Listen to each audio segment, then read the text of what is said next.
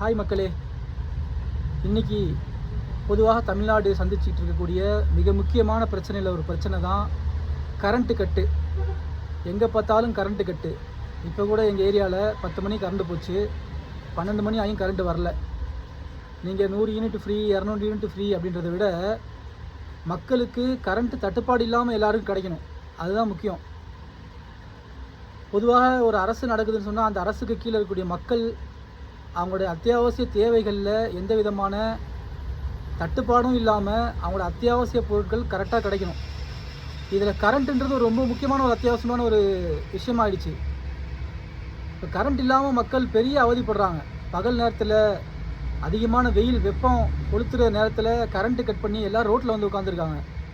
இந்த மாதிரி ஒரு சூழ்நிலை ஏற்படுது.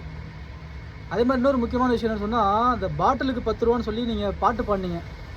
மாண்புமிகு முதலமைச்சர் அவர்கள் கரூரில் என்ட்ரி ஆன உடனே பாட்டிலுக்கு 10 ரூபான்னு சொல்லி பாட்டு பாடினீங்க. நல்ல விஷயந்தான் அது. அதாவது பாட்டிலுக்கு மேலே 10 ரூபா வாங்குறாங்க, பாட்டில் விற்கிறதே தப்பு, அதுக்கு மேலே 10 ரூபா வாங்கினது வேறு, அது பெரிய தப்பு. நீங்கள் அதை சுட்டி காட்டினது நல்ல விஷயம். ஆனால் இன்றைக்கி உங்களுடைய ஆட்சியிலையும் அதே பாட்டிலுக்கு 10 ரூபா வாங்குறாங்க.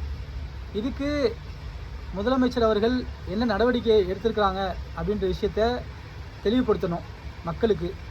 அந்த டாஸ்மாக் கடைகள் மூடப்பட்டிருக்கு, 714 டாஸ்மாக் கடைகள் மூடப்பட்டிருக்குன்னு சொல்லியிருக்கீங்க. ஆனால் அது முழுமையாக 714 டாஸ்மாக்கள் மூடப்பட்டிருக்கா அப்படின்ற விஷயங்களும் கேள்விக்குறியாக தான் இருக்குது.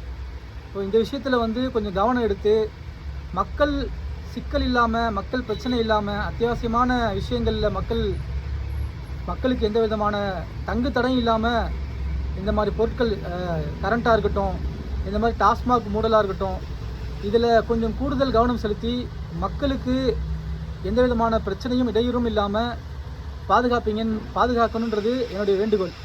இதை பற்றி நீங்கள் என்ன சொல்கிறீங்கன்னு கமெண்ட்டில் சொல்லுங்கள்.